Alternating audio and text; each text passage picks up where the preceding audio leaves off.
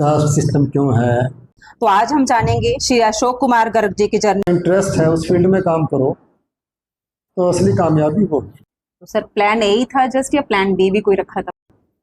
फिर मैंने आर्ट्स के सब्जेक्ट पढ़ने शुरू किए तो मुझे बहुत मजा आया और मेरी सिलेक्शन हो गई तो मैं तो कहीं का नहीं रहूंगा। काम जिनके लिए पॉलिटिशियन फोन करते हैं वो होने वाले होते हैं, वो काम आप करते हैं। पॉलिटिशियन के पास जाना एक ब्यूरोक्रेसी की फेलियर है, मैं तो मानता हूँ।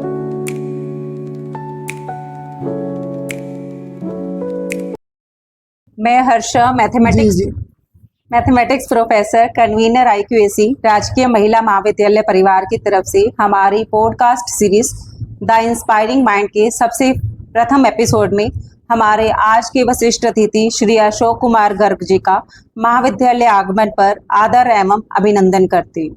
हमारा निमंत्रण स्वीकार करने पर आभार भी व्यक्त करती हूँ। हमारे आज के एपिसोड का विषय है from classroom to bureaucracy and IAS officer journey. तो आज हम जानेंगे श्री अशोक कुमार गर्ग जी की जर्नी, जो एक IAS ऑफिसर हैं तथा कमिश्नर हिसार डिवीजन के पद पर कार्यरत हैं। जी थैंक यू हर्षा। तो सर हम स्टार्ट करेंगे आपकी बिल्कुल बिगिनिंग से, अर्ली चाइल्डहुड से। आपका कैसा एनवायरनमेंट था, आपके गांव का, आपकी अपब्रिंगिंग कैसी रही, तो उसके बारे में हमारे छात्राओं को। हम नरवाना कस्बे में हुआ था और पिताजी एक छोटे दुकानदार थे, सीड्स पेस्टिसाइड्स की दुकान थी। हम 5 भाई बहन, मेरे से 2 बहनें बड़ी और एक भाई बड़ा और एक बहन छोटी। और पढ़ाई का पेरेंट्स की तरफ से कोई किसी तरह की कोई चिंता या कंसर्न या केयर ऐसा कुछ नहीं था। उनको तो ये नहीं पता होता था कि बच्चे कौन सी क्लास में पढ़ रहे हैं। मैंने जब 10वीं कर ली और 11वीं के लिए मुझे हिसार आना था, तब मेरे पेरेंट्स को पता चला कि बच्चे ने 10वीं कर ली। तो घर का माहौल तो ऐसा था। बेसिक एजुकेशन नरवाना से मैंने 10वीं नरवाना सीखी। सर अक्सर कहा जाता है कि जैसे topper are born not made, तो आपका एकेडमिक कैसा रहा था? Above average, average, below average तो डेफिनेटली नहीं रहे हो। अबव एवरेज, टॉपर कैसा रहा? और हर पढ़ाई में मैं होशियार था बचपन से ही। 8वीं में और 10वीं में मैंने स्कूल टॉप किया था और उन दिनों 5वीं का स्कॉलरशिप का एग्जाम होता था। हाँ जी। तो 5वीं में मेरा स्कॉलरशिप था और CBSE बोर्ड बहुत कम होता था, हरियाणा बोर्ड ही ज़्यादा था। तो हरियाणा बोर्ड में मेरी 42वीं पोजीशन थी पूरी स्टेट में 10वीं में, और डिस्ट्रिक्ट में सेकंड था। तो पढ़ाई में होशियार थे कह सकते। तो ये ऑब्वियसली एक जर्नी अच्छे से ही आपने शुरू की अपनी जर्नी। सर फिर आपने कब डिसाइड किया कि अब आपको UPSC के लिए एग्जाम के लिए तैयारी करनी चाहिए, या फिर कोई ऐसा मोटिवेशनल पॉइंट रहा या कोई इन्फ्लुएंसर रहा आपकी लाइफ में कि आपको एडमिनिस्ट्रेशन में ही जाना है? शुरुआत में जब मैंने 10वीं की, उन दिनों में एक कल्चर थी कि आपको या तो डॉक्टर बनना है या इंजीनियर बनना है। तो 10वीं के बाद 11वीं में मैं DN कॉलेज हिसार में आ गया। यहाँ से प्री यूनिवर्सिटी बोलते थे उन दिनों, प्रेप प्री, सुन नहीं रहा है क्या? प्रेप या प्री यूनिवर्सिटी। तो उसमें एडमिशन लिया।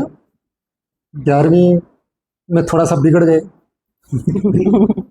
पढ़ाई कम की। तो उन दिनों मेरिट बेस पे एडमिशन होता था इंजीनियरिंग कॉलेज में। मेरा नहीं हुआ कुरुक्षेत्र में, मुझे त्रिवेंद्रम मिल रहा था। तो लेकिन क्योंकि 10वीं में स्कोर अच्छा था तो थोड़ा सा घमंड था कि मैं तो बहुत इंटेलिजेंट हूँ, 12वीं में कर लेंगे। 12वीं में मैंने DAV कॉलेज चंडीगढ़ में एडमिशन लिया।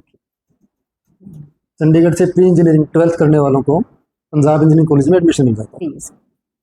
तो लेकिन चंडीगढ़ हिसार से भी अच्छा था तो वहाँ पढ़ाई और कम की, मेरे नंबर कम रहे, तो पंजाब इंजीनियरिंग कॉलेज में भी एडमिशन नहीं हुआ। फिर एंट्रेंस एग्जाम के बेस पे मेरा YMCA फरीदाबाद में एडमिशन हुआ। तो पता नहीं था तब, तो ये था कि सब लोग इंजीनियर बनते हैं, बनना है। मैंने इंजीनियरिंग पढ़नी शुरू की वहाँ, तो मुझे ज़्यादा मज़ा आया नहीं। लेकिन घर की परिस्थितियाँ ऐसी थी कि मुझे इंजीनियरिंग छोड़ के नरवाना जाना पड़ा। मेरे बड़े भाई ने मेरा एडमिशन करवा दिया BSc में, और करवा के मुझे फरीदाबाद आके बताया कि मैं ऐसे तेरा एडमिशन करवाएगा, बाकी तेरी मर्जी है। तो मैं अगले दिन वहाँ से अपना नाम कटवा के नरवाना चला गया। फिर मैंने सोचा कि अब जब ग्रेजुएशन करनी है तो, और अब तो नौकरी कंपटीशन के बेस पे लेनी है, मैंने BSc से BA में अपना नाम चेंज करवा लिया मैथमेटिक्स और इकोनॉमिक्स के साथ। और तब मुझे हुआ कि हाँ मुझे कंपटीशन करना है। तो बिगनिंग में डिसाइड नहीं था, बाद में डिसाइड किया? बिगिनिंग में तो बाकी बच्चों की तरह ऐसे ही था कि हाँ इंजीनियर बनना है, डॉक्टर बनना है। डॉक्टर में लगता था ज़्यादा लंबा पढ़ना पड़ेगा, तो इंजीनियर ठीक है। तो बीए के जो मैथ्स और इकोनॉमिक्स के साथ जब आपने की, तो उस टाइम ही डिसाइड कर लिया था आफ्टर बीए सिविल में जाना है, या फिर? हाँ तब मुझे हो गया था कि हाँ मुझे मतलब ऐसा काम करना है जिससे सोसाइटी को कुछ फ़ायदा हो। तो कोई ऐसा मोटिवेशनल पॉइंट भी रहा लाइफ में जहाँ ये लगा कि हाँ अब जाना चाहिए नेशन सर्विस में?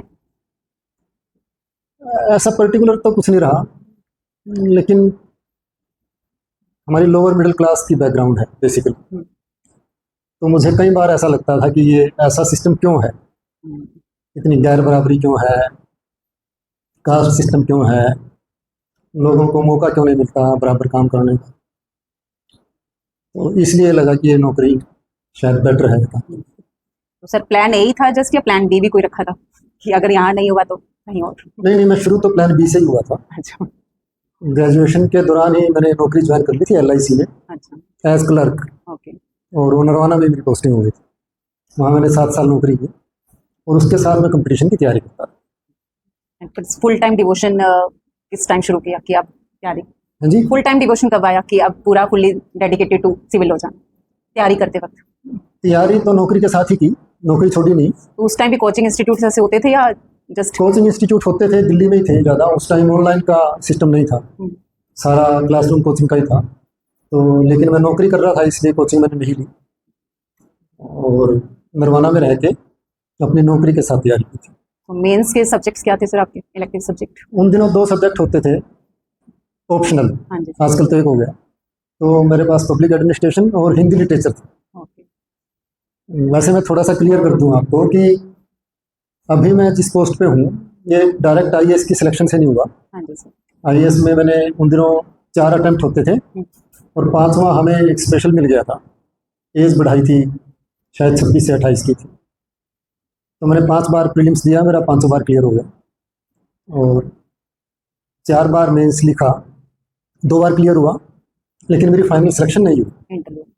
और 5वें अटैम्प्ट से पहले मेरी इधर HCS में सिलेक्शन हो गई थी, तो 5वां मैंने मेंस लिखा नहीं, थकावट महसूस हुई। जैसे कि सर आप ही बता रहे हैं UPSC is field of failures and rejections before success, तो आपने उस टाइम के रिजेक्शंस और फेलियर्स को कैसे हैंडल किया? बहुत बार बच्चे डिप्रेस हो जाते हैं, डिमोटिवेट हो जाते हैं। हाँ मुझे लगता है डिप्रेशन शायद आजकल की घटना ज़्यादा है, आजकल ज़्यादा होता है। उस टाइम तो कभी सोचा ही नहीं, रिजेक्शन की कोई बात नहीं सोची। मुझे ध्यान है एक बार जैसे इंटरव्यू के बाद रिजल्ट आया, जो फाइनल रिजल्ट है वो प्रीलिम्स से लगभग 10 एक दिन पहले आता था। तो मैं सोया हुआ था, सुबह मेरी कजिन सिस्टर आई, बोली, और उन दिनों तो अखबार में आता था, द ट्रिब्यून वो लेके आई, बोली भैया रिजल्ट आया देखो एक बार। मैंने उठ के देखा, 10-15 मिनट लगे देखने में, उसमें मेरा नाम नहीं था, रोल नंबर नहीं था। तो मैं 10 एक मिनट तो बैठा रहा कि अब क्या करें। फिर ये था कि अगला प्रीलिम्स है, तो अगले प्रीलिम्स के लिए मैंने उस टाइम तैयारी शुरू नहीं की थी, ये था कि शायद हो जाएगा। और बुक्स भी नहीं थी, करंट अफेयर्स मेनली जो हर साल रिवाइज होता है, और नरवाना भी मिलती नहीं थी, और ऑनलाइन का तो कोई सिस्टम था नहीं उसमें। तो मैं हमारे नरवाना से 9 बजे सुबह ट्रेन जाती है दिल्ली, तो मैं स्टेशन पे गया, किताबों के नाम लिख के डेली पैसेंजर को दिए, और शाम को लाके उसने वो बुक्स दी। लेकिन मैंने 9:30 बजे अगले प्रीलिम्स की तैयारी शुरू कर दी। तो डिप्रेशन या रिजेक्शन से ज़्यादा दुख मुझे लगता है हमारी पीढ़ी में ज़्यादा नहीं होता।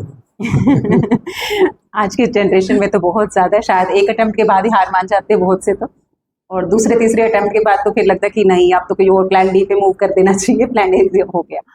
तो और इसके साथ नोट इवन की हमारी जनरेशन में, इनके ये जो अभी फिलहाल बैठे, हमारी तो नहीं कहूँगी, इनकी जनरेशन में काफ़ी सारे स्टूडेंट्स हैं जो डिप्रेस होके कुछ गलत कदम भी उठा लेते हैं कैरियर की वजह से। करियर की वजह से। वैसे मैं एक बात कहना चाहता हूँ, मैं अपनी नौकरी के लगभग आखिरी पड़ाव पे हूँ। जिंदगी में नौकरी ज़्यादा महत्व रखती नहीं।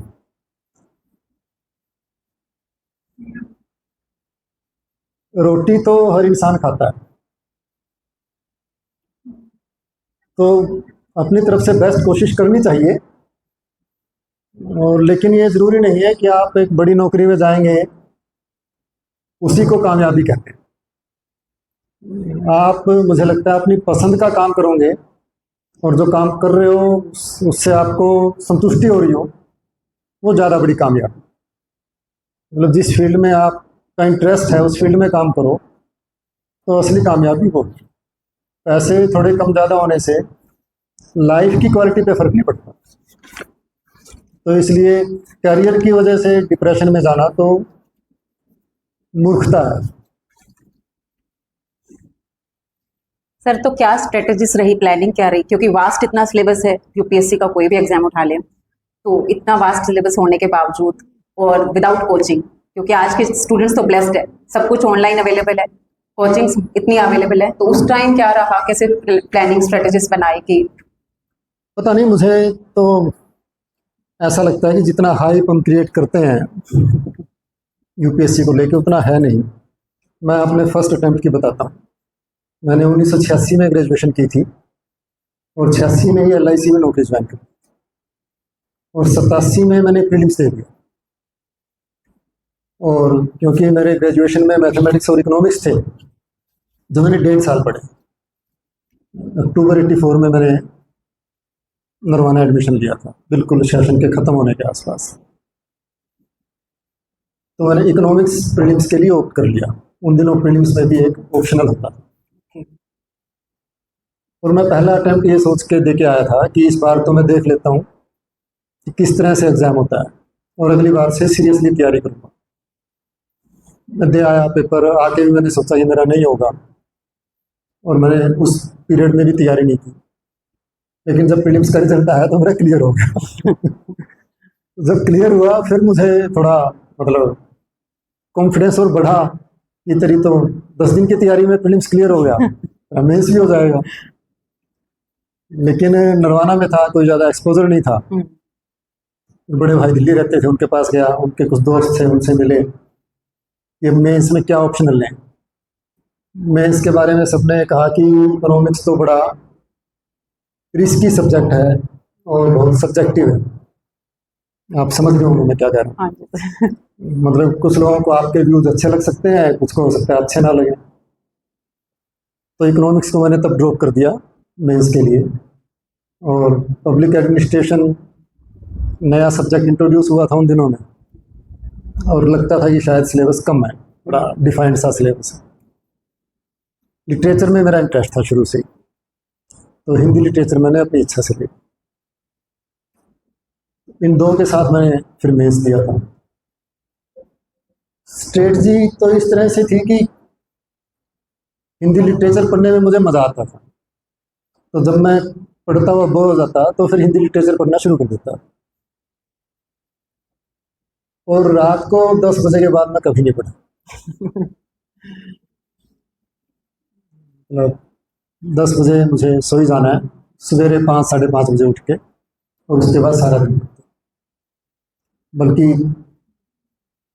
एग्ज़ाम देने मैं दिल्ली गया हुआ था और मेरा दोस्त था एक नरवाना से, आईआईटी दिल्ली में रह रहा था हॉस्टल में, वो भी एग्ज़ाम दे रहा था, तो मैं उसके कमरे पे रुका था। अगले दिन पेपर था, मैं 10 बजे सो गया। बोला यार तू सो गया क्या, कितनी देर में उठेगा? उसको ये था कि मैं थोड़ी देर रेस्ट करने के लिए लेटा हूँ। मैंने कहा मैं सो गया, मैं सवेरे उठूंगा। तो बोले तेरा पेपर है सुबह। मैंने जितना मेरे से पटा जाना था मैंने पढ़ लिया। नींद पूरी करनी जरूरी है। बोले तुझे नींद आ जाएगी? मैंने कहा मुझे नींद आ रही है, बस तो मुझे सोने दे। तो मुझे लगता है कि पढ़ाई की उस तरह से कभी जो स्ट्रेस है या एंजाइटी है या नर्वसनेस है वो मुझे कभी नहीं। That's good sir. तो आज के टाइम में कंपटीशन ज्यादा है या उस टाइम कंपटीशन ज्यादा? ये तो कैसे असेस कर सकते हैं, लेकिन ये ज़रूर कह सकता हूँ कि उस समय सिविल सर्विसेज ही ज़्यादा बड़ा ऑप्शन था बच्चों के पास। आजकल तो बहुत बच्चे मल्टीनेशनल्स में चले जाते हैं, तो और वहाँ पे पैसा भी ज़्यादा है, कुछ विदेश भी अब ज़्यादा जाते हैं पहले से। उस सेंस में तो लगता है कि शायद कंपटीशन कम हो गया। थोड़ा सा कम हो, लेकिन संख्या बढ़ गई होगी, बच्चों की आबादी के साथ बढ़ती है, नेचुरल है। और मैं देख रहा था कि नंबर ऑफ वैकेंसीज जो है वो भी बढ़ी। वो पता नहीं क्यों वो नहीं बढ़ी। ओ, हमारे टाइम में भी 1000 के आसपास वैकेंसीज होती थी टोटल। आजकल भी लगभग वही ट्रेंड है, 1000, 900, 1100 इतनी वैकेंसीज रहती है। तो उस रेशो में देखें तो कंपटीशन बढ़ा है कि नंबर ऑफ वैकेंसीज उतनी है और कैंडिडेट्स शायद 2 गुने 3 गुने हो गए। सर जैसे आजकल के कुछ स्टूडेंट्स हैं, जैसे आपने तो अप डाउन्स रहे ऑब्वियसली इंजीनियरिंग से बीएससी से बीए, लेकिन बहुत सारे स्टूडेंट्स हैं बीएससी करेंगे, एमबीबीएस भी कर लेंगे, बीटेक भी आईआईटी से कर लेंगे, आफ्टर दैट मूव करेंगे यूपीएससी की तरफ। तो या तो उनका पहले से डिसीजन नहीं था, बाद में चेंज किया, तो ये शुरू से प्लानिंग करके चलनी चाहिए, या आप जब मन करे तब हमें अपना, यानी कि एक जो एमबीबीएस डॉक्टर है ऑब्वियसली एक इतना पढ़ाई करने के बाद अगर वो यूपीएससी में जा रहा है, दैट मीन्स उसका एमबीबीएस लक्ष्य कभी था ही नहीं। हाँ, तो मुझे तो लगता है कि क्या कहते हैं वो, सुबह का भूला शाम को घर आ जाए। मतलब ये कभी नहीं सोचना चाहिए कि बहुत लेट हो गए। आप मान लिया 26-27 साल के हैं, उसके बाद फिर आगे 30-35 साल की नौकरी पड़ी है, तो अपनी पसंद का करियर चुनना चाहिए। मेरा तो ये मानना है कि ग्लैमर, रिस्पेक्ट, स्टेटस, ये सारी चीज़ें बाहर से ज़्यादा दिखती हैं, बाहर के आदमी को ज़्यादा प्रभावित करती हैं। जब आप इसके अंदर हो तो ये आपको हो सकता है 1-2 साल सेटिस्फेक्शन दे दे, उसके बाद तो जो काम आप कर रहे हो संतुष्टि उसी से मिलती है। तो यह है कि जो काम आपको अच्छा लगता है करना, जिंदगी भर वही काम करने को मिले तो उससे अच्छी जिंदगी नहीं होती। हमारे स्टूडेंट्स के लिए भी एक बहुत अच्छी चीज बताई कि आपको जो अच्छा लगता है वो करो, बजाय कि हम पेड़ चाल में चल रहे हैं। तो जो आपको अच्छा लग रहा है, नो नीड कि वो भी इस जॉब के लिए जा रहा है तो मैं भी उसी जॉब के लिए तैयारी करूं। कुछ अलग से भी अपना जो पैशन है खुद का वो तुम शुरू कर सकते हो। अभी सुबह का समय शाम को घर आ जाए, जरूरी नहीं कि भूलना है, तो हमें भूलने की भी जरूरत नहीं है। अपना करियर शुरू से ही हम डिसाइड करके चले कि ये करना है। और ये स्टेटस नाम की कोई चीज होती नहीं वैसे। स्टेटस जो है ये बड़ा ही नेगेटिव शब्द है। स्टेटस की बजाय आप कोशिश करो कि आपको रिस्पेक्ट अर्न करनी है। स्टेटस तो जो है ना, आप डिमांड कर रहे हो दूसरे से, और रिस्पेक्ट दूसरा मन से करता है। सर अब जब आप पीछे मुड़ के देखते हो, आपको याद होगा जब आपका फाइनल रिजल्ट आया, सिलेक्शन जब हो चुका था एचसीएस एज एचसीएस, तो उस टाइम आपकी रिएक्शन क्या थी, फैमिली वालों की, फ्रेंड्स की क्या रिएक्शन रही? स्वाभाविक है, खुश तो थे ही। बट आपकी फैमिली में इस तरह का कुछ पहले था, एजुकेशनल बैकग्राउंड? एजुकेशनल, मेरे बड़े ब्रदर जो है उन्होंने पंजाब इंजीनियरिंग कॉलेज से इंजीनियरिंग की थी, और कुछ साल उन्होंने बीएचईएल में नौकरी की, और उसके बाद आजकल अमेरिका है। और एक बड़ी बहन मेरी वो टीचर थी, बीएड टीचर थी, बीएससी बीएड। तो एजुकेशनल तो यही था लगता है। यूपीएससी क्लियर करने वाले, ओनली सिविल क्लियर करने वाले? परिवार में कोई नहीं था, परिवार में नहीं, उस टाइम नरवाना में कोई नहीं था। ओके। तो जब सर आपको आपका फर्स्ट पोस्टिंग लेटर मिला, डेजिग्नेशन मिला, इस जगह आपको जॉब करनी है वो मिला, तो क्या अंदर से लेके गए थे कि हाँ ये चेंजेस लाने हैं सिस्टम में? देखो, मुझे पहले से ही ना 2-3 चीज़ें बहुत अखरती थी। तो कास्ट सिस्टम जो है हमारा बड़ा, और मैं जब छोटा था, मेरी माँ बहुत धार्मिक है, अनपढ़ है, ऐसे पढ़ना लिखना नहीं आता लेकिन धार्मिक है। तो मेरी ये ड्यूटी थी हर रोज़ सुबह नहा के गीता का एक अध्याय उनको सुना के उसके बाद मुझे सवेरे का ब्रेकफास्ट मिलता। वो भी जब मैं सुनाता था तो कई बार ध्यान दे लेता था कि क्या सुना रहा हूँ, तो कई तरह के सवाल दिमाग में खड़े होते गीता को लेके, और उसमें जो कास्ट सिस्टम था उसको लेके, और फिर महिलाओं को लेके खास तौर से, क्योंकि ये गर्ल्स कॉलेज है, कि हमारे धर्म ने या हमारी संस्कृति हम कह लें, उसमें समाज के एक बड़े तबके के साथ अन्याय किया, जिसमें महिलाएं शामिल हैं, और जिनको शूद्र कहते थे उन दिनों में, शूद्र और अछूत वो शामिल। मुझे लगता था कि भगवान भी ऐसा क्यों कर रहे हैं। कई बार फोटो देखता हूँ विष्णु विष्णु जी की, तो उसमें देखता हूँ कि लक्ष्मी पैर दबा रही है और बच्चा था, हालांकि वो सवाल आज भी है दिमाग में, लेकिन बच्चा था तो दिमाग में सवाल आया कि लक्ष्मी जी विष्णु जी के पैर क्यों दबा रहे हैं और सारी फोटोओं में दबा रही हैं। मुझे कोई फोटो आज तक ऐसी मिली नहीं जिसमें इसका उल्टा हो सर है। कि लक्ष्मी जी के पैर विष्णु जी दबा रहे हो। कारण मुझे आज तक भी समझ नहीं आया कर। तो इस तरह के सवाल दिमाग में आते थे और ये लगता था कि जो तबका सर नीचे दबा हुआ एक्चुअली है। ऐसा नहीं लगता कि हमने गीता को अपने अकॉर्डिंग इंटरप्रेट कर लिया? एक्चुअली में तो ऐसा नहीं था, या फिर हमारी जो पीढ़ी ने हमें जो समझाया, जिस तरीके से समझाया, वो उस तरीके से समझाया जहाँ उनको बेटर लगता था। मैंने एक किताब पढ़ी थी नारी धर्म, और ये नारी धर्म जो है ना, जैसे रामायण है, रामायण में जब राम सीता लक्ष्मण वनवास में आ जाते हैं, सीता हरण से पहले की बात है, वो अनुसुईया के आश्रम में जाते हैं और राम कहते हैं सीता को कि अनुसुईया बड़ी विद्वान और विदुषी हैं, इनसे आप नारी धर्म की शिक्षा लो। और फिर अनुसुईया सीता को नारी धर्म के बारे में ज्ञान देती।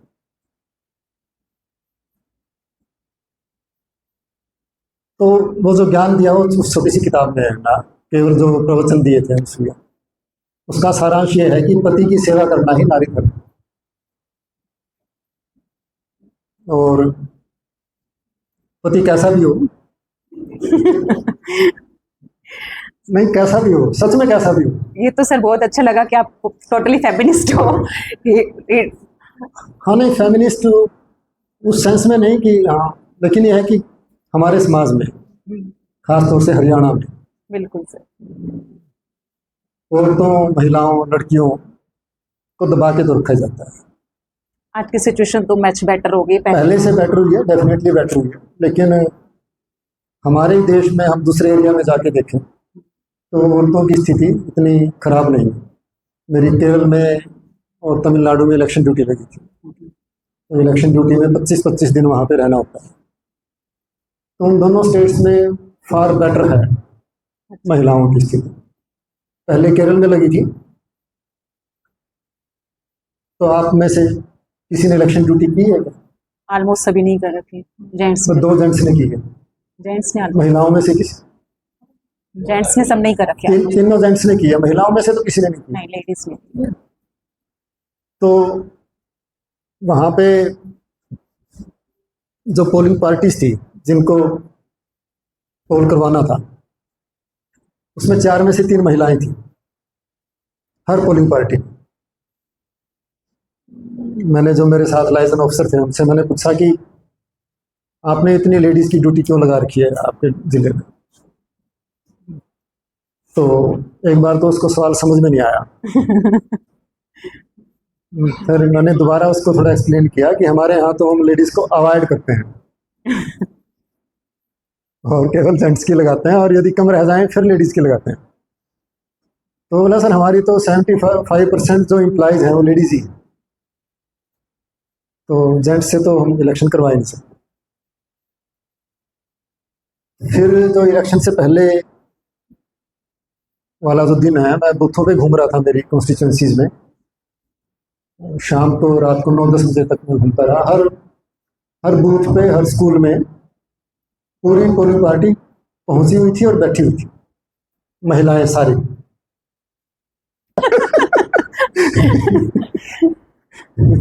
एक्चुअली फिर मुझे लगता है हमारा ये तो- नहीं है लेडीज से नहीं लगाई जानी चाहिए, बट मेनली जो इशू है वो सेफ्टी एंड सिक्योरिटी। तो शुरुआत में उनको समझ में नहीं आया मेरा सवाल। बोले सर किस चीज से डर कह रहे हो? तो ये अंतर है। मैंने फिर उसको ज्यादा डिटेल में एक्सप्लेन भी नहीं किया क्योंकि मुझे फिर शर्म आने लगी थी। मैंने फिर ये कहा कि वैसे ही इनकी अनजान जगह पे रुकूंगी उस तरह से। तो नहीं सर डर की तो कोई बात नहीं। आपके जो पोलिंग एजेंट बनते हैं अंदर जो कैंडिडेट्स बिठाते हैं पोलिंग एजेंट्स, वो भी लगभग 4-4 थे हर बूथ में। उनमें से भी 3-3 महिलाएं थी, किसी किसी में तो 4 महिलाएं थी। और जो बूथ के बाहर ये कैंडिडेट्स अपने टेंट लगाते हैं, पर्ची बांटते हैं, उन पे ड्यूटी सारी महिलाएं दे रही थी। मतलब आप लोगों को तो सुन के ये लगता होगा ये तो अमेरिका की बात है, एक्चुअली लेकिन ये अपने देश में मतलब ये स्थिति है।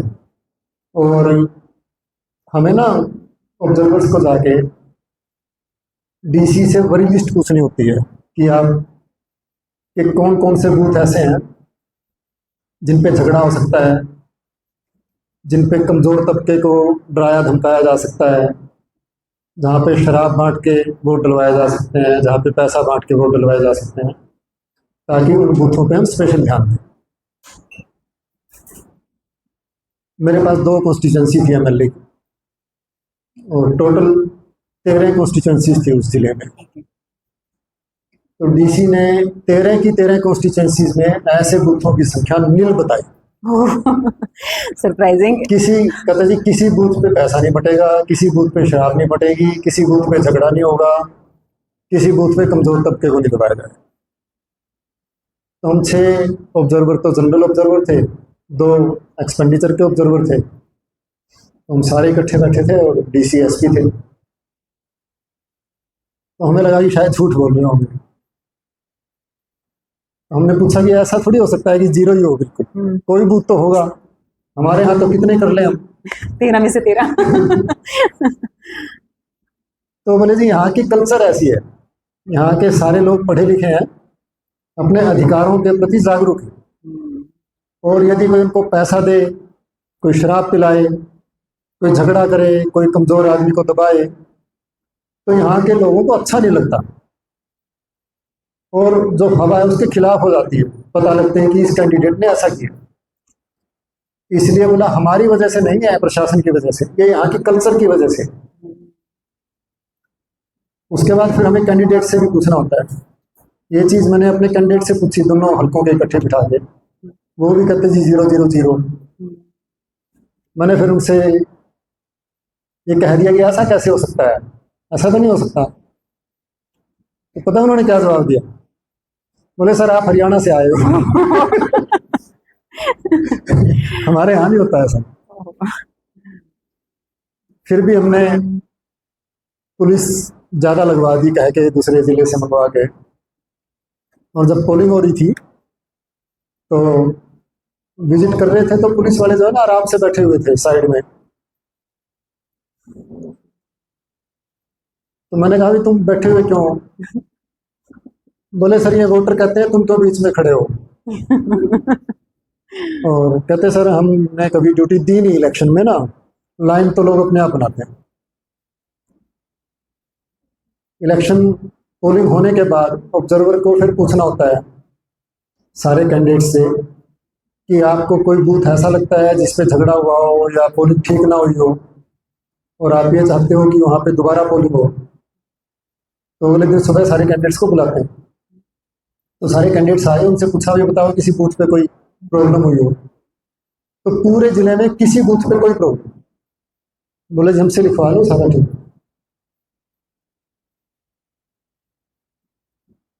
तो ये तो फिर इसका हरियाणा में जैसे क्वाइट अपोजिट है इस चीज का, तो फिर लगा नहीं कि यहाँ भी वैसा सिस्टम होना चाहिए? हाँ होना चाहिए, और होगा, ऐसा नहीं है कि नहीं होगा, लेकिन उसके लिए थोड़ी कोशिशें और ज़्यादा करनी पड़ेगी लोगों को। आप जैसे लोगों को, हम सबको मिलके, जैसे अब लड़कियों की या महिलाओं की बात है, पहले से तो बहुत चेंज है।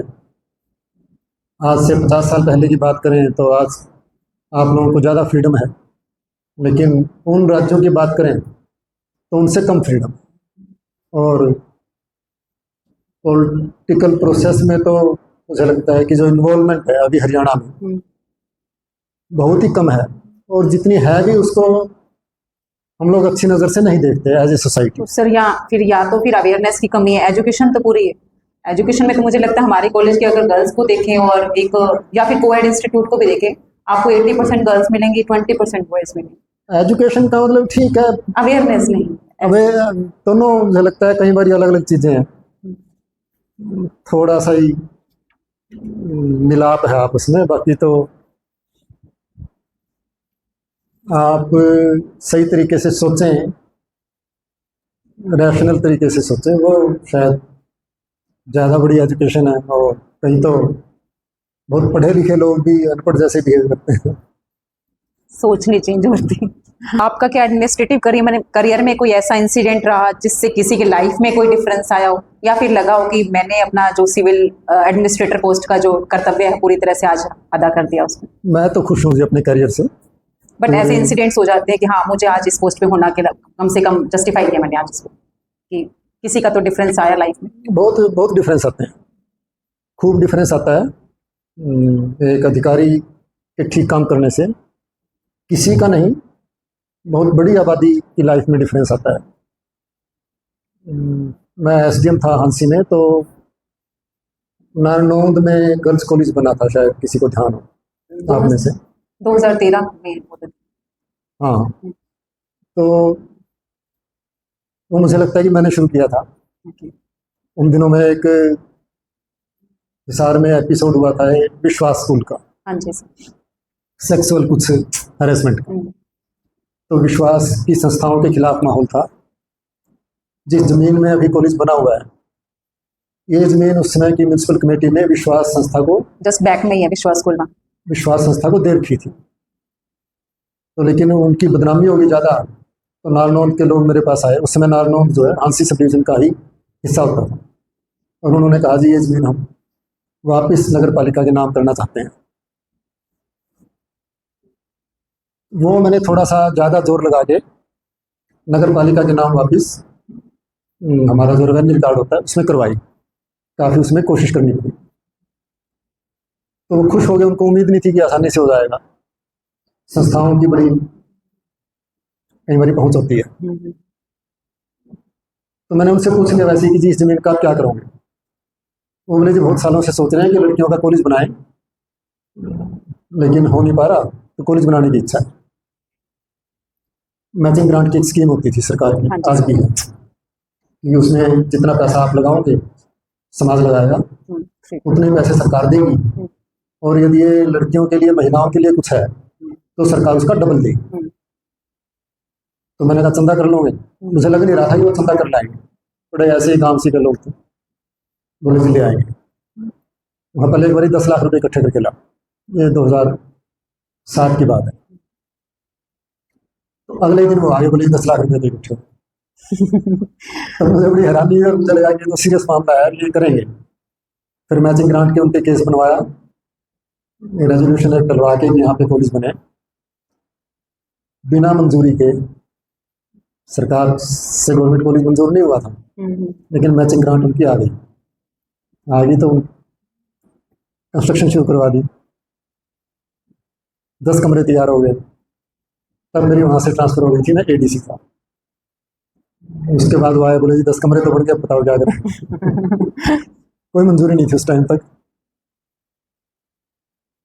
क्योंकि डेमोक्रेसी है ना। तो मैंने कहा कि डेमोक्रेसी के हिसाब से आपका राइट बनता है, आप लोग अपने डेमोक्रेटिक राइट्स का यूज़ करो और डेमोक्रेटिक प्रेशर डालो सरकार पे। तो उन्होंने सरकार पे प्रेशर डाला और वो 5 दिन में कॉलेज मंजूर हो गया।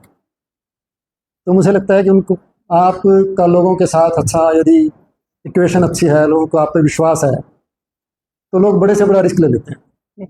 उन्होंने लोग कई बार ना, और नारनौंद का एरिया, हांसी का एरिया ब्यूरोक्रेसी में ऐसा एरिया माना जाता है कि थोड़ा पोस्टिंग ना हो तो अच्छा है। ये लगता है कि लोग ज़्यादा असर्ट करते हैं, लोग ज़्यादा लैंड ऑर्डर के ज़्यादा इशू रहते हैं, लेकिन ऐसे लोग भी हैं। तो मुझे बड़ा अच्छा लगा कि थोड़ा गाइड करने से नया कॉलेज खुल गया। उस टाइम तो हमने लड़कियों का कहा था, आजकल तो वो एजुकेशनल हो गए। बहुत सी इंसिडेंट्स हैं, मतलब ब्यूरोक्रेट का लोगों की ज़िंदगी पे बहुत गहरा असर पड़ता है। तो सर आपका जो फील्ड है ऑब्वियसली एक फुल ऑफ पावर, जिसमें हम कहेंगे कि पावरफुल जॉब है, और same as at a time responsibilities भी। तो दोनों में मैच कैसे होता है, बैलेंस कैसे हो करते हो? नहीं, दोनों एक दूसरे के अपोजिट थोड़ी हैं। नहीं, स्टिल ही हो जाता है कि मैं तो इस पोस्ट पे बैठा हूँ, ये मेरी जिम्मेदारी नहीं है, किसी और की जिम्मेदारी है। तो या फिर ये हो जाता है कि जैसे कोई एक्सपेक्ट करने आया तो आपके पास कोई नॉर्मल ह्यूमन बीइंग आया हो, ये एक्सपेक्ट करके कि ये काम आपका है, बट आप सोचोगे कि ये काम मेरा नहीं है, मैं इस पोस्ट के लिए तो नहीं हूँ, तो आप डेडिकेट किसी और को करते हो या खुद ही करते हो? हमारे सिविल सर्विसेज में ना, क्योंकि ये एक अकेला डिपार्टमेंट नहीं होता। मान लिया मैं एसडीएम हूँ या एडीसी था, तो उस समय तो ये कहने का कोई ओकेजन नहीं आता था कि ये मेरा काम नहीं है। वो तो किसी भी महकमे के काम को लेके लोग आ गए, तो बीइंग ए जनरल एडमिनिस्ट्रेटर वो आपका काम बन जाता है। हाँ, मान लिया मैं नगर निगम में कमिश्नर था, तो उस समय कोई दूसरे महकमे का काम लेके आ गया, डिस्ट्रिक्ट एडमिनिस्ट्रेशन का लेके आ गया, तो यदि लगता है कि मैं कंफर्टेबल हूँ उस अधिकारी को कहने में, तो उनको कह देते थे, उनको जाके वो मिल लेते थे, तो थोड़ा आसानी हो जाती थी। क्या कभी सर ऐसे आया कि बहुत सालों की बोरियत सी आने लगी हो, अपने आप को मोटिवेट कैसे करते हैं या इंस्पायर कैसे करते तो मुझे बोरियत नहीं आई कभी ना। मैंने अपनी नौकरी का एक सिद्धांत बना रखा था। नौकरी तो सरकारी है, और सरकारी नौकरी में हर तरह के काम करने पड़ते हैं। सरकार से मान लिया 10 काम आ गए, कि ये 10 काम आप की जो जॉब प्रोफाइल है उसमें 10 काम, उन 10 में से जो मुझे अच्छे लगते थे मैं 90% टाइम तो उस पर लगाता। 10 में से मुझे 4 काम अच्छे लगे, ये मेरे टेस्ट के हैं, तो मेरा 90% टाइम तो उन 4 कामों पे जाता। बाकी बचे हुए 6 काम मैं 10% टाइम में करता था। तो हमारे स्टूडेंट्स को बहुत अच्छा इंस्पिरेशन तो मिल ही रहा है, साथ में कुछ लाइफ लेसन भी सीख रहे हैं कि किस तरह से डेडिकेशन से हम अपना काम कर सकते हैं। तो सर मैं मेनली हमारे स्टूडेंट्स के लिए ही पॉडकास्ट रखा है, तो हमारे स्टूडेंट्स को जो आज जो मोस्टली क्वेश्चंस हमने लिए थे स्टूडेंट से भी कि आप अपने क्वेश्चन रखो, तो उसमें जो क्वेश्चंस मेनली आए हैं वो ये कि डिमोटिवेट हो जाते हैं जल्दी, कोई भी एग्जाम अगर क्लियर नहीं होगा तो डिमोटिवेट हो जाएंगे, और मेंटल हेल्थ इश्यूज क्रिएट हो जाते हैं, इमोशनल क्वोशंट जो इनका डाउन है। मैंने अभी बताया था आपको कि नौकरी जो है जिंदगी में बहुत ज़्यादा महत्व नहीं रखती। उसकी इम्पोर्टेंस तो है, लेकिन ऐसा नहीं है कि वही लाइफ एंड डेथ है। आप जो भी काम करो, कुछ भी काम करो, और आजकल का तो टाइम ऐसा है कि जो काम आप अच्छे से कर रहे हो उसी काम में करियर है। मुझे ध्यान है, हम यूपीएससी का पेपर देने कई बार यूपीएससी भवन जाते थे, आप में से कोई गया हो तो, दिल्ली में, और यूपीएससी भवन पे एक दही भल्ले की वो ठेला रेडी भी नहीं थी, और नीचे रेडी से भी छोटा जो होता है बैठ के स्टॉल सा लगाता था, और उसकी लाइन लगती थी। बाद में पता चला उसने जो है ना बड़ा वो बना लिया, रेस्टोरेंट बना लिया। तो हर काम इम्पोर्टेंट है बस, लेकिन आपका उसमें इंटरेस्ट होना चाहिए और आपको उसमें एंजॉयमेंट आना चाहिए। और कोई ज़रूरी नहीं है कि मैं आज सोचता हूँ, ये तो चलो मेरे घर की परिस्थितियाँ ऐसी थी कि मैंने YMCA छोड़ दिया, लेकिन यदि मैंने ना छोड़ा होता तो मैं इंजीनियर बन जाता, और बड़ा खराब इंजीनियर बनता। अपनी ज़िंदगी में पहली बार YMCA के पहले फर्स्ट ईयर मैंने पूरा कर लिया था। एक पेपर में मैं फेल हुआ था, आज तक मैं केवल एक ही बार फेल हुआ हूँ, और इंजीनियरिंग पढ़ते हुए फेल हुआ। उससे ये लगता है कि शायद मेरा इंजीनियरिंग में इंटरेस्ट नहीं था, लेकिन ट्रेंड था तो इसलिए चला गया। और तो इसलिए अपने इंटरेस्ट को हमें ऑब्जर्व करना चाहिए कि मेरा इंटरेस्ट किस फील्ड में है। फिर मैंने आर्ट्स के सब्जेक्ट पढ़ने शुरू किए तो मुझे बहुत मज़ा आया, और मज़ा आया शायद इसीलिए मेरा पहले अटैम्प्ट में हो गया। मुझे लग रहा था मैंने कम तैयारी की है, क्योंकि मुझे इकोनॉमिक्स में पढ़ने में मज़ा आ रहा था। आज भी मैं पढ़ता रहता हूँ, पढ़ता आर्ट्स ही हूँ ज़्यादा। इकोनॉमिक्स पढ़ ली, हिस्ट्री पढ़ ली, पॉलिटिकल साइंस, पूरी दुनिया में क्या चल रहा है वो। तो शायद मेरा नेचुरल टेस्ट उधर था, और इसलिए मैं थोड़ा अच्छा कर पाया। सर जैसे आज के बच्चे हमारे मोबाइल्स पे ज़्यादा लगे रहते हैं, तो उसको भी कुछ बताओ बच्चों को कि मोबाइल के भी ऊपर टेक्नोलॉजी का भी अपने बेहतरी के लिए यूज करें, ना कि उसको अपने नुकसान के लिए। देखो कंपटीशन में एक दिन में घंटे तो 24 होते हैं। 24 घंटों में से आप कितना टाइम निकाल पाते हो स्टडीज के लिए और फोकस के साथ, वही ये निर्धारित करता है कि आप कामयाब होंगे या नहीं होंगे। साइंस ये कहती है कि जब बच्चा जन्म लेता है तो दिमाग लगभग बराबर होता है। उसके बाद शरीर के जिस अंग को हम ज़्यादा यूज करेंगे वो ज़्यादा मजबूत हो जाएगा, ज़्यादा शार्प हो जाएगा, और जिसको हम कम यूज करेंगे वो, मैं कई बार कहता हूँ, वो हरामखोर हो जाएगा, वो उसका हर काम करने का मन नहीं करेगा। मेरी एक किसान के साथ आप कुश्ती करवा दो तो किसान जीतेगा या मैं जीतूंगा? किसान। बताएं आप।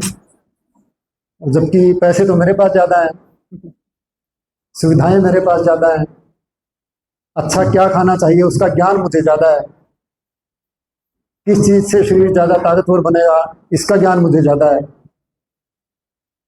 जीतेगा वो। इसका क्या कारण है? क्योंकि मेरा शरीर तो हरामखोर हो गया। शरीर से तो मैं कुछ काम करता नहीं, केवल दिमाग से करता हूँ। किसान शरीर से काम करता है तो उसका शरीर मजबूत है क्योंकि वो प्रयोग में है, और मेरा शरीर प्रयोग में नहीं है, डिसयूज हो गया है, तो ये कमजोर हो गया। बिल्कुल। लेकिन हमारा दोनों का कंपटीशन करा दो कि 10 पेज का ऐसे लिखना है, उसमें कौन जीतेगा? उसमें मैं जीतूंगा क्योंकि मुझे आदत है, मेरा दिमाग काम कर रहा है पहले से ही। उनका शरीर ज़्यादा काम करता है। तो इसलिए जिस अंग को हम जितना ज़्यादा यूज करेंगे वो उतना ही स्ट्रांग हो जाएगा, उतना ही शार्प हो जाएगा। मुझे मेरे दो बड़ी बहनें और एक बड़ा भाई थे, और पता नहीं क्यों मुझे बचपन से ना कहानियाँ पढ़ने की आदत थी, और उनके बस्तों में से जो हिंदी और इंग्लिश की किताबें होती थी वो निकाल के उसमें जो छोटी छोटी कहानियाँ होती थी वो मैं पढ़ने लगता था। और फिर सौभाग्य से हमें स्कूल ऐसा मिला जिसकी लाइब्रेरी अच्छी थी। था तो वो ऐसी ट्रस्ट का स्कूल ही था, लेकिन हमारे टीचर्स शायद ज़्यादा अवेयर थे। बहुत अच्छी लाइब्रेरी उन्होंने मेंटेन कर रखी थी, और मैं लाइब्रेरी से कहानियों की किताबें इशू करवा के वो खूब पढ़ता था। तो मुझे लगता है कि ये कहानियाँ पढ़ने की जो मेरी आदत थी, शायद इसी की वजह से मैं पढ़ने में होशियार हुआ, एकेडमिकली स्ट्रॉन्ग हुआ, क्योंकि मुझे पढ़ने की आदत हो गई बचपन से ही। और कहानियों की किताबों की वजह से मेरा दिमाग तेजी के साथ पढ़ने लगा। सिलेबस तो बाकी बच्चे ही पढ़ते थे और मैं ही पढ़ता था, एक्स्ट्रा मैं किताबें पढ़ता था कहानियाँ। दिमाग का प्रयोग ज़्यादा करने लगा, और वो अभी तक भी हो रहा है। तो इसलिए मुझे लगता है कि आपकी कामयाबी का जो एकमात्र पैमाना है वो मेहनत है। मुझे वहम हो गया था कि मैं इंटेलिजेंट हूँ। मैंने 11वीं में पढ़ाई की, 12वीं में नहीं की, लेकिन मैं एकदम से बहुत नीचे गया। वो इंटेलिजेंस का जो वहम था वो निकल गया। तो ये नहीं मानना चाहिए कि कोई ज़्यादा इंटेलिजेंट है, कोई कम है। केवल मेहनत ही है जो ये निर्धारित करती है कि आप कामयाब होंगे या नहीं। और अपनी मेहनत पे विश्वास होना चाहिए। मैं एक बचपन की घटना बता रहा हूँ। पढ़ाई में तो होशियार था, इसलिए टीचर्स के भी हम थोड़ा फेवरेट थे, शरीफ भी था। तो हमारे 7वीं क्लास में हाउस टेस्ट था इंग्लिश का। मुझे आदत थी, बहुत धार्मिक था उन दिनों, माँ को सवेरे गीता पढ़ के सुनाया करता था। तो मुझे आदत थी, जो मेरी आंसर शीट थी उसको शुरू करने से पहले भगवान का नाम लेता था। कभी किसी भगवान का, कभी किसी। तो इंग्लिश की आंसर शीट पे शुरू करने से पहले मैंने लिख दिया जय बजरंग, और पेपर कर दिया। पेपर उसके बाद चेक होके वापस मिले तो मुझे अपनी याद है, मेरे 100 में से 96 नंबर थे, 96 थे। टीचर ने 96 लिख के -5 91 कर दी। बजरंगबली के गाने। मैंने टोटल चेक किया, 96 बनता था। मैं टीचर के पास गया, 96 में मेरी पहली पोजीशन थी, 91 में 7वीं 8वीं हो गई। मैंने कहा जी मेरे तो 96 बनते हैं। तो बोले तेरे बनते तो 96 है, 5 मैंने काट लिए। देखो ये 7वीं क्लास की बात है, मेरे ख्याल 81 में तो मैट्रिक की थी, 19 और 25 44 और 3 लगभग 50 साल हो गए। मुझे आज भी याद है वो बात। मैंने कहा जी क्यों काट लिए? वो बोले बताओ तुम्हें कौन पढ़ाता है? जी आप पढ़ाते हो, पढ़ता कौन है? अरे हम पढ़ते हैं। बोले बजरंगबली बीच में कहाँ से आ गए?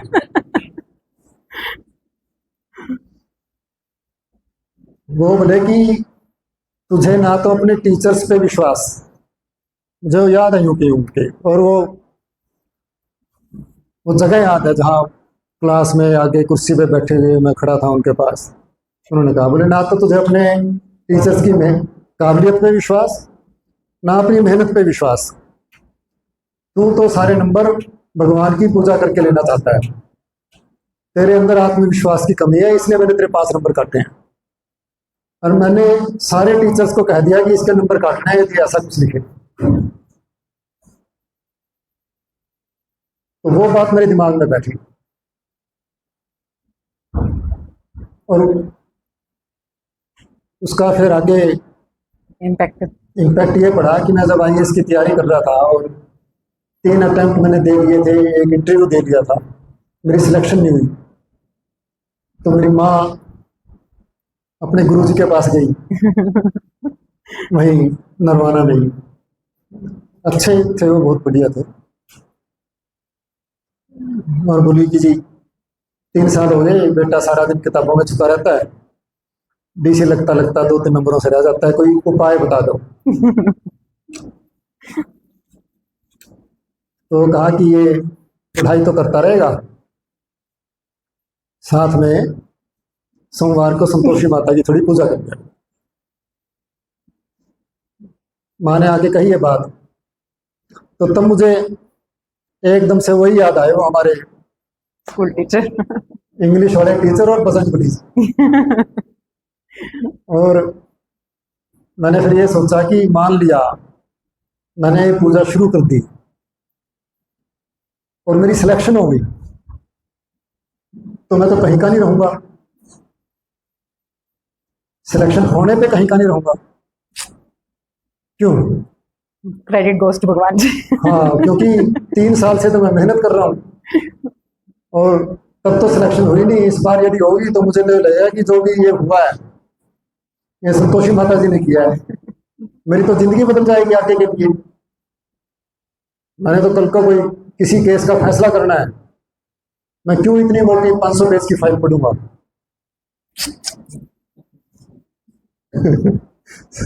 माता ही से पूछ लूंगा। मतलब मुझे अपनी, यदि मेरी सिलेक्शन होगी पूजा करने से, तो मुझे तो अपनी मेहनत पे विश्वास खत्म हो जाएगा। फिर मैंने माँ को समझाने के लिए कहा कि माँ यदि पूजा करने से DC बनेंगे तो अपना नंबर कभी नहीं आ सकता। किसका नंबर आएगा? पुजारी जी का। पुजारियों के बच्चों का आएगा केवल, क्योंकि उनका तो फुल टाइम काम यही है। मेरी माँ और मेरे पिताजी तो अपने रूटीन के काम पूरा करके 1-2 घंटा निकाल लेंगे पूजा करने के लिए। उनको तो खाना भी बनाना है, उन दिनों में पानी भी लाना है, सारे काम करने हैं, लेकिन वो तो जिनका फुल टाइम काम है। तो इसलिए अपनी मेहनत पे विश्वास करना बड़ा जरूरी है। भगवान के लिए सारे बराबर हैं। आप कई बार बहम हो जाता है हमें कि मैं भगवान का विशेष प्यारा हूं। आप विशेष प्यारे क्यों होंगे भगवान को? भगवान ने हर्षा जी को बनाया, भगवान ने मुझे बनाया, भगवान ने प्रिंसिपल मैडम को बनाया, तो भगवान क्यों हम तीनों में फर्क करेगा?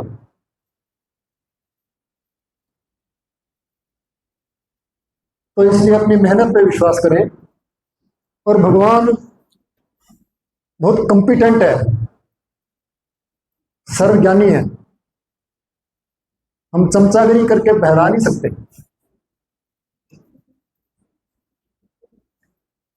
समझ रहे हो ना? अपने हार्ड वर्क पे बिलीव करना चाहिए जो भी है।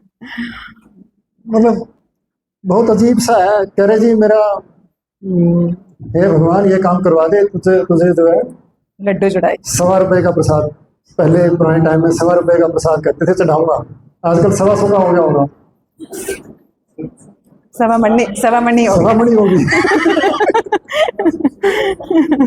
भगवान को इतना सस्ता समझ लिया कि आप सवा मणि के लालच में काम करा देगा, कराएगा तो बिना सवा मणि के भी करा देगा। आप डिजर्व करते होंगे अपनी मेहनत से, तो नहीं तो कितना भी लालच देते रहो नहीं होगा। भगवान ही रिश्वत लेने लग गया तो क्या बचेगा। तो मुझे लगता है कि क्योंकि टीचर्स डे है इसलिए मैंने एक घटना सुनाई है कि किसी टीचर का इम्पैक्ट होता है लाइफ। इम्पैक्ट कितना पड़ता है किसी के भी लाइफ पे। मुझे आज 50 साल बाद भी अपने टीचर की कही हुई बात आज भी याद है। तो इसलिए मेरा टीचर्स को भी ये कहना है कि आप जब पढ़ा रहे हैं तब भी, और नहीं भी पढ़ा रहे आपस में बात कर रहे हैं तब भी हमें सचेत होकर बात करनी चाहिए और उसको एक पॉजिटिव दिशा देनी चाहिए। बच्चे टीचर्स की बात बहुत मानते हैं। मैं कहीं पे मेरी कोई गलती है या मुझे किसी चीज़ का नहीं पता तो मैं साफ कह देता हूँ कि ये मुझे नहीं पता। ये मैंने अपने टीचर से सीखा। शायद 9th क्लास में था, मुझे आदत थी कि मैं कुछ भी ना 3, 4, 5 किताबें इकट्ठी खोल लेता था और उनमें से जिस किताब में जो चीज़ अच्छी लगती नोट्स बना। वो अपनी कॉपी पे लिख देता था, ऐसे लिखना है या कुछ भी करना है। तो ऐसे ही मैं एक शब्द लिख के ले गया, ग्रीवेंसीज।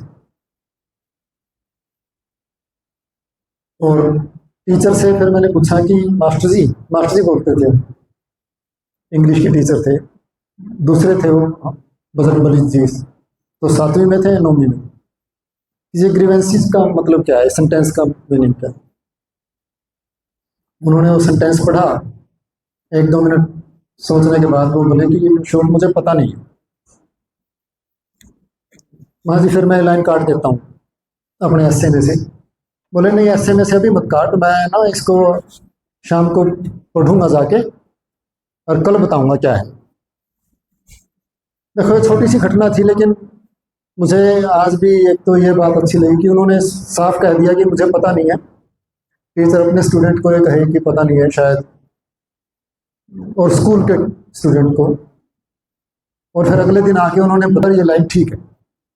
तो टीचर्स ही असल में पर्सनैलिटी को बनाते हैं और आप किस तरीके से सोचोगे, कैसे व्यवहार करोगे। तो सर आपकी बात से मुझे भी मेरे टीचर की एक बात याद आई कि ऐसी कुछ चीजें चल रही थी जिसमें मैं बोल रही थी नहीं ऐसा नहीं होना चाहिए सब। तो हमारे टीचर ने एक बात कही थी, सिस्टम को आप तब चेंज कर सकते हो जब आपके हाथ में पावर हो।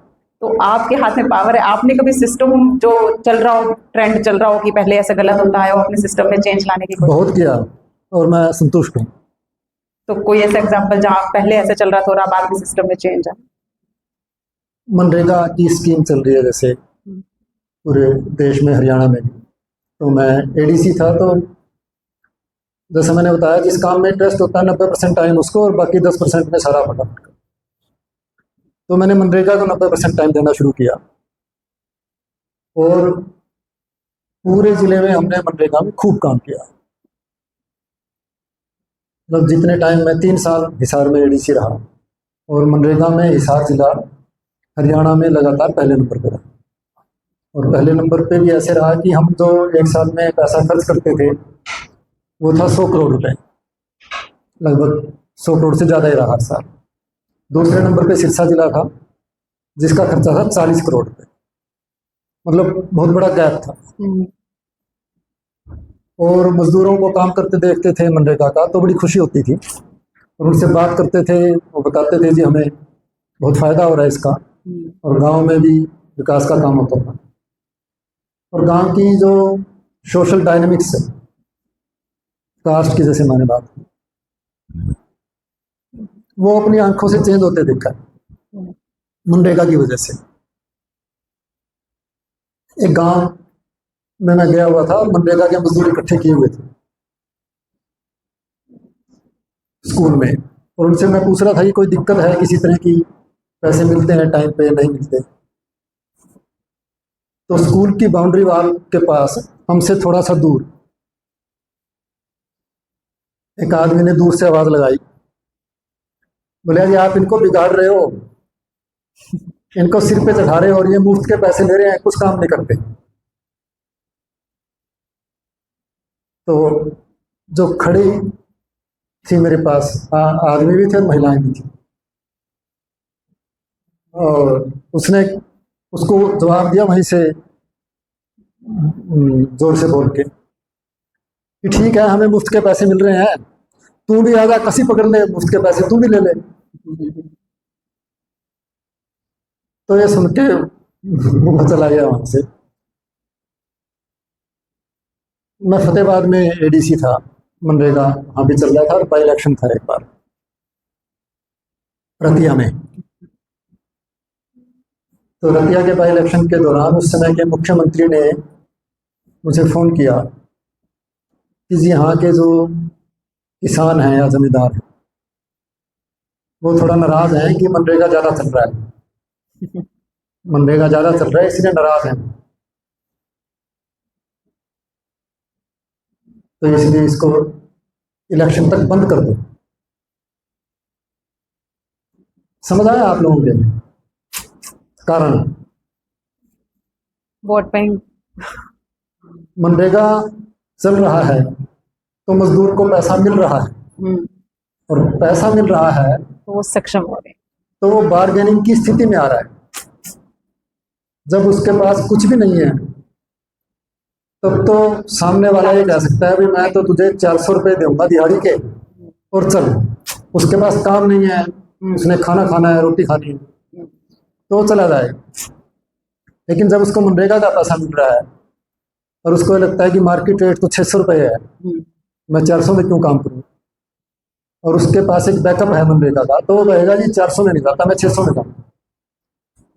तो उस मालिक को बुरा लगता है, फिर वो कहता है जी सिर पे चढ़ा दिए, आप अपनी मजदूरी मार्केट रेट पे मांगो, तो जिसने मजदूरी देनी है ये स्वाभाविक है हमें भी देनी हो,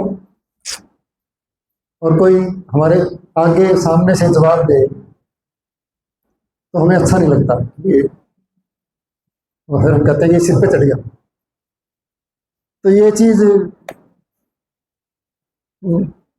प्रत्यक्ष अनुभव की है कि किस तरह से सिस्टम में चेंज था। सरकार की स्कीमें या अधिकारी गांव में भी आप चेंज ला सकते हो। महिलाओं के मामले में मैं सिरसा में डीसी था, तो एक गांव में गया, स्कूल में प्रोग्राम था। स्कूल में पहले प्रिंसिपल के कमरे में चले गए, चाय के लिए वो सरपंच आ गया, चाय वाय पी के हम फंक्शन में चले गए। पूरे गांव के लोग आए हुए थे, और एक टीचर जो है एंकरिंग कर रहे थे, स्टेज संचालन कर रहा था। उसने कहा कि अब सरपंच प्रतिनिधि जो है गांव की मांगे रखेंगे डी साहब के सामने। तो जिसने चाय पी थी हमारे साथ वो कह रहा था मैं सरपंच हूँ, वो बतौर सरपंच प्रतिनिधि पढ़ने लगा माइक पे। मैंने उसको रोक दिया, अपने पास बुलाया, मैंने कहा कि तू सरपंच है या सरपंच प्रतिनिधि है? वो बोला जी सरपंच प्रतिनिधि हूँ। हाँ सरपंच कौन है? बोला जी सरपंच मेरी पुत्र वधू है। मैंने कहा वो कहाँ है? वो बोला जी वो तो सामने बैठी है दर्शकों में।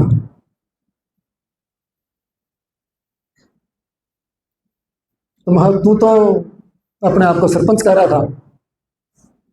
बोले जी गांव में तो ऐसे ही कहते हैं। तो मैंने कहा तुझे तो अपने गांव की डिमांड बताने का कोई अधिकार नहीं है, तो सरपंच है ही नहीं। मैंने फिर उसको खुद खड़े होकर उसको बुलाया, महिला को भी, जो सरपंच है इनकी पुत्र होगी आगे आ जाए। वो आई, 25-26 साल की लड़की थी और घूंघट यहाँ तक। सिरसा में ओड्डा के पास था। तो मैंने कहा कि आप क्यों नहीं आई? बोली जी इन्होंने कहा तुझे वहां बैठना है, मैं बैठ गई। मैंने कहा मेरे साथ बैठ, बराबर में बिठाया, और फिर ये कहा कि जितने लोग थे स्टेज पे कि मैं गांव की डिमांड के बारे में तब विचार करूंगा जब गांव की सरपंच स्टेज पे बोलेगी, नहीं तो कोई दूसरा आदमी बोलेगा तो नहीं सुन। तो मैंने उसको कहा कि बोल दोगी? बोली जी बोल दूंगी। घूंघट ऊपर।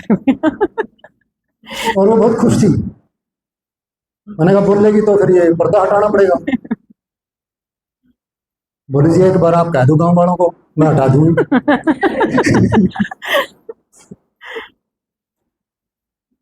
मैंने फिर माइक पे कहा, मैंने कहा ये बताओ पर्दा अच्छी चीज है बुरी चीज है? और समझ गए मैं क्यों बोल रहा हूँ? चुप सारे लोग।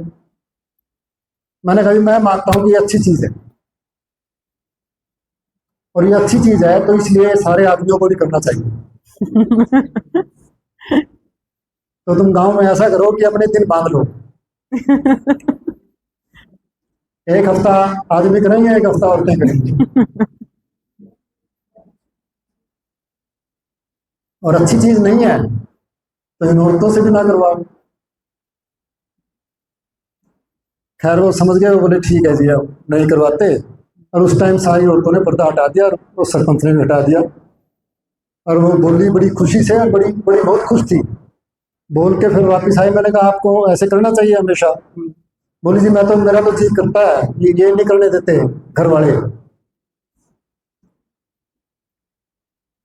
तो लेकिन मुझे लगता है कि उससे फर्क तो पड़ा होगा। ऐसे ही मैं एडीसी था सोनीपत में। तो एडीसी जिला परिषद के भी सीओ होते हैं। मुझे 5 दिन हुए थे ज्वाइन किए, और जिला परिषद की मीटिंग थी जिला परिषद के मेंबरों की।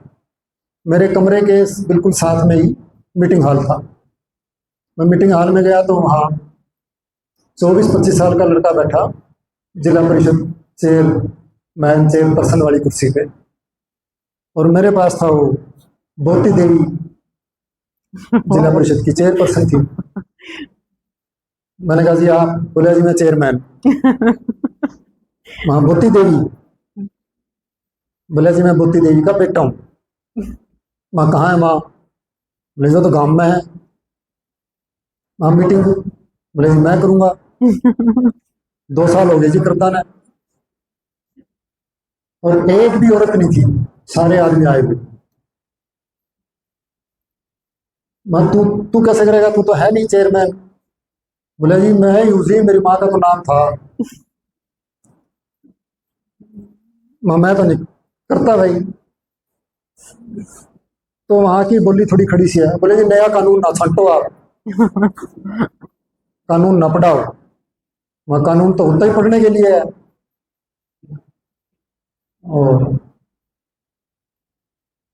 मैं फिर मेंबर भी बोल पड़े सारे। बोले जी कोई दिक्कत नहीं जी, 2 साल से चल रहा है हमारा, ठीक है। मैं तुम कर लो मीटिंग भाई, मैं चल जाऊँ। और मैं एक है कि अपने कमरे में आ गई। एडीसी के बिना मीटिंग क्या होगी? 1 घंटे बाद वो मेरे पास आया। आज वो जी आ गई मेरी माँ। वो बैठी प्रिजाइडिंग चेयर पे। माताई तू चेयरमैन है, तू क्यों नहीं आंदी? यूं गड्ढन जोगा लिया नहीं। कदे नहीं लिया। खुश थी वो पूरी तरह से, बिल्कुल लबालब। और मैंने देखा फिर 10 औरतें और आ गई थी उस 1 घंटे में। और जो आदमी थे अपने आप बोले, बोली अब मैं काटियो ना जी, पीछे बैठ जाएंगे। उनको ये था कि मीटिंग से भी बाहर निकालेंगे। बोले जी हम बोलते को नहीं जी, हम पीछे बैठ जाएंगे, लेकिन मीटिंग से बाहर ना निकालिए। तो मुझे लगता है ये सोशल चेंज है जो हमारे कोशिश करने से आता है उसको।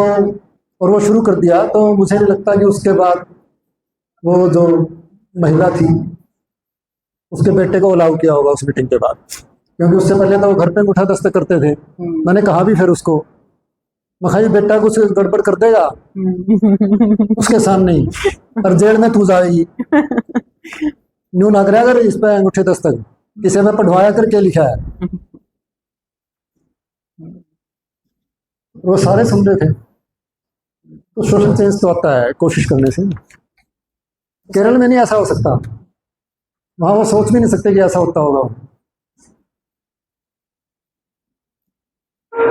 जितना भी अभी तक सर के पॉइंट ऑफ व्यू से लग रहा है, सर ने मेनली जो अपना सिस्टम को चेंज जहां बेटर करने की कोशिश की है, तो लेडीज के जो सिचुएशंस पहले रही उनको इम्प्रूव करने का बहुत भरसक प्रयास किए हैं, और प्लस लो कास्ट जो लोअर कास्ट है उनको उठाने का भरसक प्रयास किए। तो ये दो मोटिव तो मैं भी सर की जर्नी से जो मैं अंडरस्टैंड कर पा रही हूँ, ये दो तो रहे ही रहे।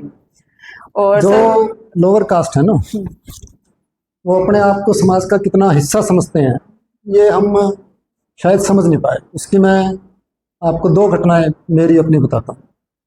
एडीसी था हिसार में ही, एडीसी का दफ्तर सेकंड फ्लोर पे है। तो गर्मियों के दिन थे, बिल्कुल मई का महीना था, और 2 बजे के आसपास बाई चांस मैं बैठा था, और एसडीएम और डीसी उस टाइम नहीं थे, लंच का टाइम था। तो कोई भट्ठों पे मजदूर थे, यूपी बिहार के, 3-4 महिलाएं और 4-5 बच्चे एकदम से जैसे धक्का खा के मेरे कमरे में घुसे, गिरते गिरते बचे। और मैंने कहा इतनी ऐसे क्यों भाग रहे हो? बोले जो घुसने नहीं दे रहा था बाहर, पीएम जो है वो रोक रहा था। आगे आते ही फर्श पे बैठ गए, सांस उनके चढ़ी। बोले जी हमारे आदमी पकड़ रखे हैं भट्ठे वाले ने। मैंने कहा तुम नीचे ना बैठे, कुर्सियों पे बैठ जाओ। उनको विश्वास नहीं हुआ पहली बार में तो कि मैं कह रहा हूँ कि कुर्सियों पे बैठ जाओ। दोबारा पूछा, बोले जी इन पे बैठ जाए। हाँ इन पे बैठ जाओ।